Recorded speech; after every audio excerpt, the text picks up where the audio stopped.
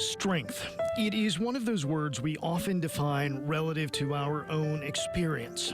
I had had a perfectly normal pregnancy up until that point. And most of us don't even know the strength that's actually inside us until that experience happens. And I'd had a perfectly normal pregnancy 2 years before that. Renee Garber's daughter, Caroline, came early. She was only 25 weeks old when she was born. So I had all kinds of thoughts going through my head about, am I going to lose my wife? Am I going to lose my daughter?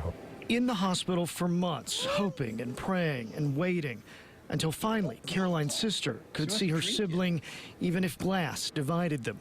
Caroline did it. She survived that vital time, and she came home.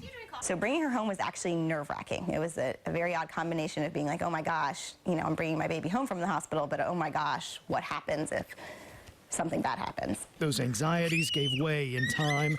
Now, 2 years later, we recognize that we've been tremendously blessed with a healthy and happy premature baby who's now grown, but that's not the case for so many families who go through this. But the Garbers' uplifting story has yet another chapter.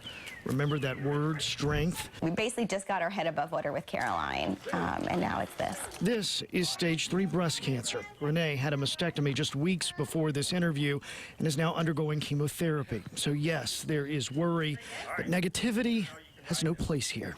Puts life in perspective. We've had these things happen to us, but we have a whole lot to be grateful for. We are very lucky, very lucky.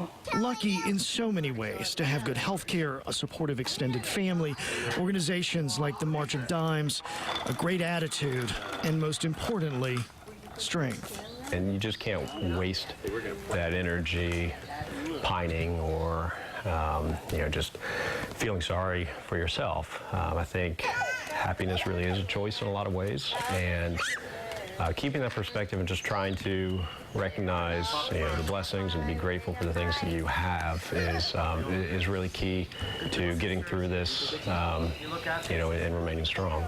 In Durham, Russ Bowen, CBS North Carolina.